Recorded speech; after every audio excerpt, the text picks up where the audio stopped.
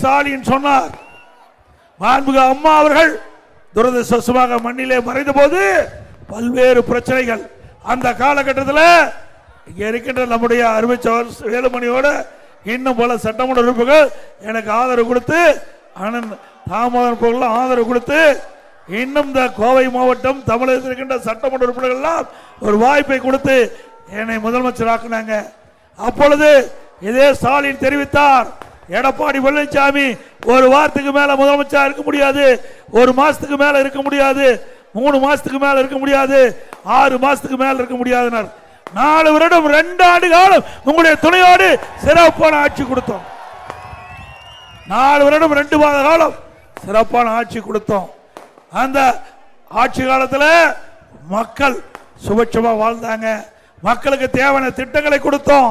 4 ஆண்டு 2 மாத கால ஆட்சி ஒரு பொற்கால ஆட்சி என்று மக்களால் பாராட்டப்பட்டாங்க.